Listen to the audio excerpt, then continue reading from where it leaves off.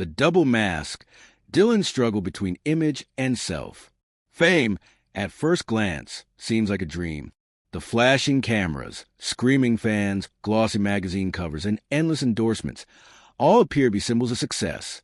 But behind the carefully curated image of celebrity often lies a battle unseen.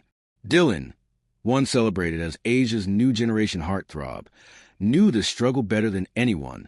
His story, The Double Mask, is one of balancing the burden of a dazzling public persona with a fragile, searching soul beneath it. It is about the crushing weight of expectations, the longing for authenticity, and the dangerous precipice between identity and breakdown. Dylan's entry into the entertainment world was nothing short of cinematic. Discovered by a talent scout while working part-time, he was quickly swept into the glittering machinery of fame. His striking looks, soft smile, and boy-next-door charm made him a natural fit for leading roles in romantic dramas. Audiences adored him. His breakout role in Meteor Garden cemented him as the poster boy of youthful love. Teenagers across Asia plastered his posters on their bedroom walls. His name trended on social media every week. The public saw him as the perfect boyfriend, charming, kind, and gentle. But Dylan knew that wasn't the full story. Behind the carefully sculpted image lived a young man who often doubted himself, who felt awkward at crowded events, and who yearned for quiet moments without a camera lurking nearby. Yet his management emphasized the idol persona. Every gesture had to be polished. Every smile had to look effortless. He had to embody a dream, even when it meant burying his truth. The rise of the mask. The mask came gradually. At first, Dylan thought of it as part of the job, like an actor wearing a costume. On stage, he could flash a radiant smile, wave at fans, and answer interview questions with rehearsed ease. But the more successful he became, the more he realized that people weren't just watching his performances. They were scrutinizing his entire life. Suddenly, everything he did became news. If he was spotted with a female friend, headlines screamed of dating rumors. If he looked tired at an event, tabloids speculated about health problems or arrogance. Even his choice of clothing could spark online debates. To cope, Dylan built walls. He gave people the version of himself they wanted, a flawless, polite, endlessly cheerful young man. That was the mask. Privately, he withdrew into himself. He rarely shared his true feelings, even with friends. He was afraid that if people saw the real Dylan, sometimes melancholic, sometimes insecure, they would be disappointed. Cracks in facade. The double life grew exhausting. At fan meetings, Dylan often smiled until his cheeks ached. But when he returned to his hotel room, he sat in silence, staring at the ceiling. On social media, he posted upbeat messages about chasing dreams, while in his journal, he scribbled thoughts about loneliness and self-doubt. The contradiction between image and reality weighed on him like a stone. He described it once in an interview, though cloaked in vague terms, as feeling like two people in one body, always at war.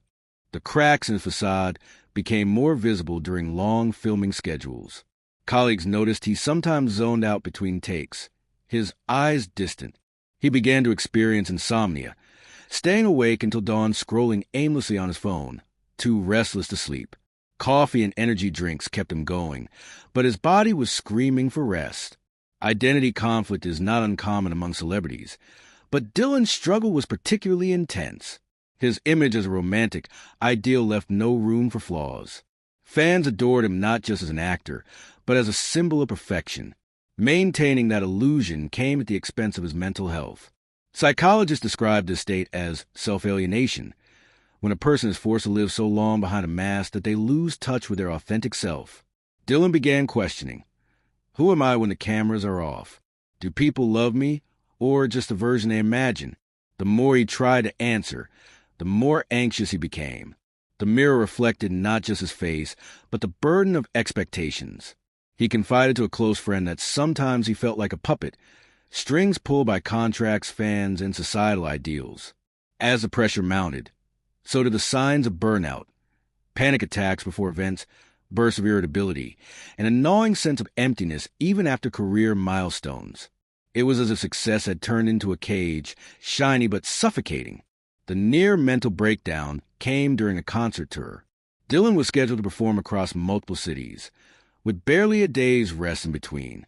Backstage, he felt his chest tighten and his vision blur. The thought of stepping out to perform terrified him. He questioned whether he could continue. But canceling wasn't an option. So he put on the mask again, smiled at the audience, and sang.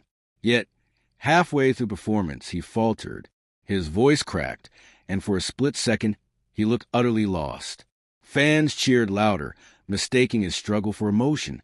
But inside, Dylan was unraveling. After the concert, he broke down in his dressing room, trembling with exhaustion. His manager urged him to rest, but the schedule loomed. It was in that fragile moment that Dylan realized he could no longer ignore the conflict within. If he didn't confront the double mask, it might destroy him. A quiet retreat. Dylan took a bold step. He requested time off. The announcement shocked fans and stirred rumors, but he remained silent. Instead, he retreated from the spotlight. During those months away, he rediscovered parts of himself he had neglected. He spent time painting, something he loved as a child.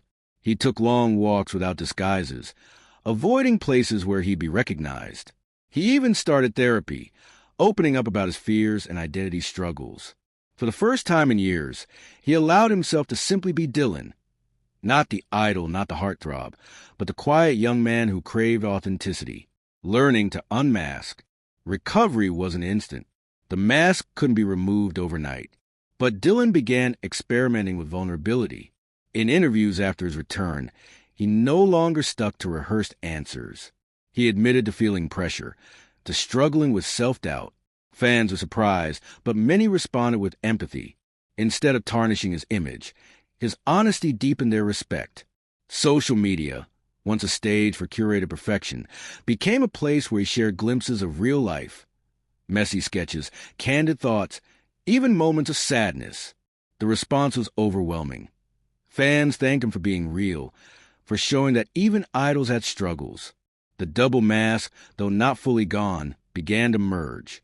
Dylan was learning to align his public persona with his private self, to live closer to authenticity. Dylan's journey sheds light on a universal theme, the pressure of living behind masks. While his struggle was magnified by fame, many people, whether in careers, relationships, or social media, also feel the pull to present a polished image that hides their true selves. The danger lies in losing touch with who we really are. Dylan's story is a reminder that vulnerability is not weakness, but a bridge to authenticity. It is in the cracks of the mask that light enters, allowing people to see and love the real person inside.